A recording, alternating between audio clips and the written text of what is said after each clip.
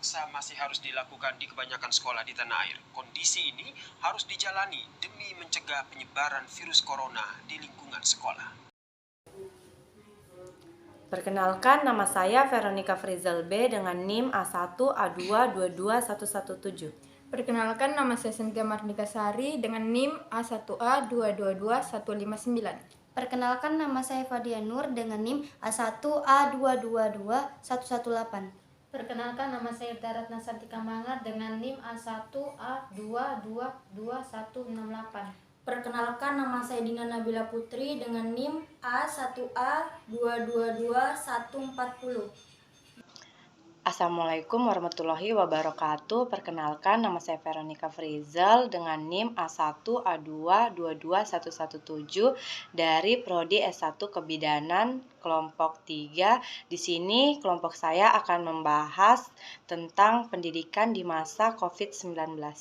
Keadaan darurat nasional yang dikeluarkan oleh pemerintah Indonesia yang disebabkan oleh COVID-19 mengharuskan proses belajar mengajar dilakukan secara daring dan dilaksanakan di rumah.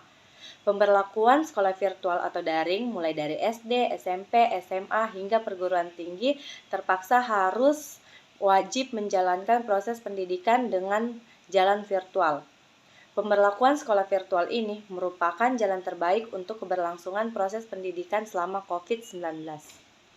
Metode pembelajaran selama COVID adalah daring, yang mana pembelajaran daring adalah belajar secara online. Contoh dari belajar daring yaitu melakukan pembelajaran melalui Zoom, Classroom, Meet, dan pemberian tugas juga melalui via WhatsApp. Selama pembelajaran daring, kita diharuskan menggunakan gadget seperti smartphone, laptop, dan alat komunikasi lainnya. Dan selama pembelajaran daring, kita diwajibkan terhubung pada internet. Contoh dampak dari pembelajaran daring adalah, yang pertama, membuat siswa dan siswi sulit memahami materi yang diberikan. Yang kedua, sebagian besar siswa dan siswi sulit mengikuti pembelajaran secara daring karena tidak memiliki gadget. Dan yang ketiga, siswa dan siswi yang tinggal di daerah terpencil sulit mengakses jaringan internet. Kurangan pembelajaran dalam daring. Belajar online dari rumah otomatis tidak akan terjadi interaksi secara langsung dengan guru maupun teman-teman. Selain itu juga siswa tidak belajar bagaimana bersosialisasi dengan guru, teman, dan lingkungan. Hal ini secara tidak langsung kurang mendukung pembentukan karakter siswa. Kurangnya pengawasan dalam melakukan pembelajaran secara daring juga membuat penggunaan e-learning kadang kehilangan fokus. Dengan adanya kemudahan akses, beberapa pengguna cenderung menunda-nunda waktu belajar. Perlu kesadaran diri sendiri agar proses belajar dengan metode daring menjadi terarah dan mencapai tujuan. Mencegah penyebaran COVID-19. 1. Selalu jaga jarak aman dari orang lain minimal 1 meter, meskipun mereka tidak tampak sakit. 2. Kenakan masker di ruang publik, terutama di ruangan atau jika pembatas fisik tidak memungkinkan. 3. Cuci tangan dengan rutin, gunakan sabun dan air atau cairan pembersih tangan berbahan alkohol. 4. Saat batuk atau bersin, tutup mulut hidung Anda dengan lengan atau tisu. 5. Jangan keluar rumah jika tidak enak badan. Kesimpulan mengenai pembahasan pendidikan di masa COVID-19 dengan model pembelajaran daring saat ini, ada beberapa peserta didik yang menerima pembelajaran daring.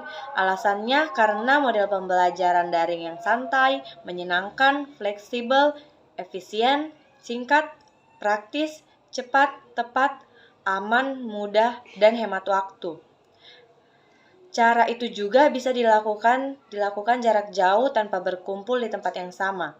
Selain itu, manfaat lain dari model pembelajaran dalam jaringan adalah orang tua bisa mengawasi anak-anak belajar, membuat siswa atau guru menjadi melek teknologi, mempercepat era 5.0, meningkatkan kemampuan di bidang ilmu teknologi.